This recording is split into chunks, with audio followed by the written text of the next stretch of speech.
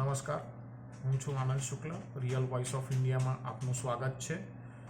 જ્ઞાનવાપીના દક્ષિણ હિસ્સામાં બનેલા વ્યાસજી ભોંયરામાં હિન્દુ પક્ષને પૂજાપાઠની મંજૂરી આપી દેવામાં આવી છે.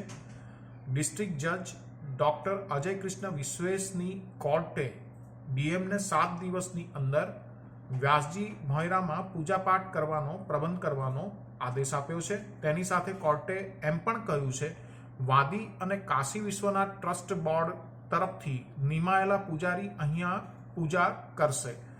પૂજા કરવા માટે લોખંડની જે ફેન્સિંગ છે એ ફેન્સિંગ હટાવી અને રસ્તો આપવા માટે ડીએમને કોર્ટે આદેશ કર્યો છે.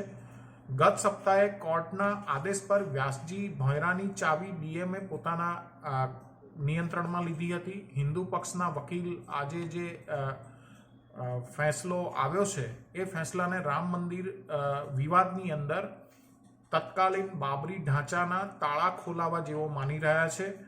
આ જે વ્યાસજી ભોંયરું છે ત્યાં 1993 સુધી પૂજાપાઠ થતી હતી. અયોધ્યામાં વિવાદિત ઢાંચાને હટાયા બાદ જ્ઞાનવાપીની ચારે તરફ પ્રશાસન દ્વારા લોખંડનું બેરિકેડિંગ કરવામાં આવ્યું હતું. તેનાથી ભોંયરામાં જવાનો રસ્તો બંધ થઈ ગયો હતો અને ત્યાં આગળ પૂજાપાઠ બંધ થઈ ગયો હતો.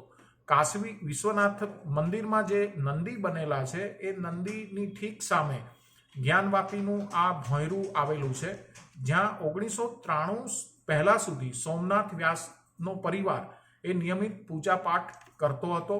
લોખંડની બેરિકેડિંગને કારણે ત્યાં આવન જાવન બંધ થઈ ગઈ અને એની સાથે પૂજા બંધ થઈ ગઈ.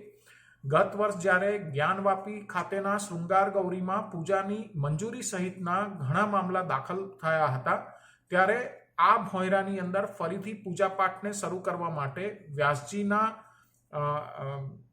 પૌત્ર શૈલેન્દ્ર વ્યાસે અદાલત સામે વિનંતી કરી હતી. તેમણે અરજી દાખલ કરી હતી. 1993થી ભોંયરામાં પૂજાપાઠ બંધ થઈ ગઈ છે અને તેને હાલમાં ફરીથી ચાલુ કરવા માટે તેમણે આ અરજીમાં માગણી કરી હતી.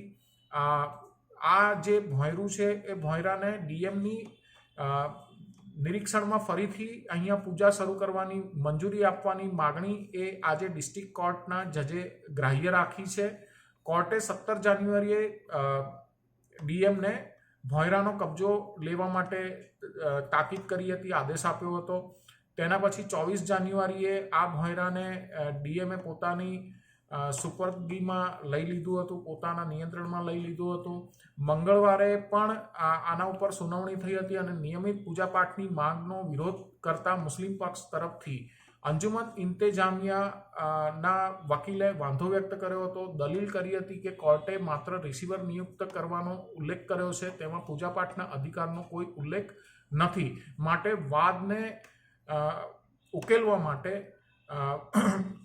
આ જે માગણી છે એ માગણીને ફગાવવામાં આવે. પરંતુ હિન્દુ પક્ષની એક બહુ મોટી જીત થઈ છે. જ્ઞાનવાપીમાં જે વ્યાસજી ભોંયરું છે ત્યાં પૂજાપાઠની મંજૂરી આપવામાં આવી છે.